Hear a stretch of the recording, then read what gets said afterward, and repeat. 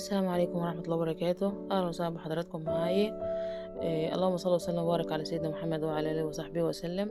طبعا دي طريقة عمل الحواشي، مكونات سهلة جدا جدا وبسيطة. عصاج لحمة وعليها البهارات، والخلطة السرية بقى في العصاج اللحمة ديت.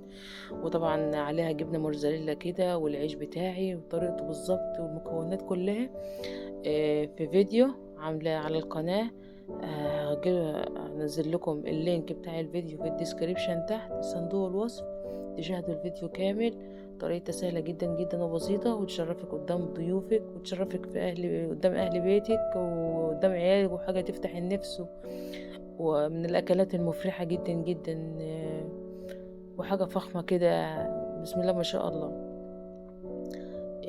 شفتوا بقى الجبنة الموتزاريلا السايحة في قلب الحواوشي، تحفة وجميلة جدا. تتاكل بقى كده مع طماطم مقطعة كده، وخيار مقطع ومخلل، وشيبس بقى كده، وتظبط الدنيا، وحاجة جميلة جدا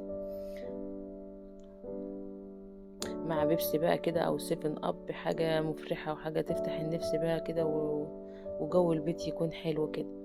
تمام. طبعا انا بشكركم جدا جدا عشان بتدعموني في التعليقات بتاعتكم الجميله ديت، وبتقولوا لي تعليقات حلوه. والله بشكركم جدا جدا، ربنا يخليكم ليا يا رب، وما يحرمنيش منكم ابدا ابدا، ودايما تقولوا لي كلام حلو كده، وربنا يفرحكم زي ما بتفرحوني كده بكلامكم الحلو ده.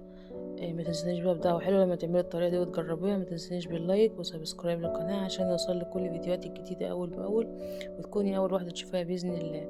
ولو عجبك الفيديو دوسي لايك للفيديو دعما منك للقناة، واترككم على خير في فيديو جديد، والسلام عليكم ورحمة الله وبركاته.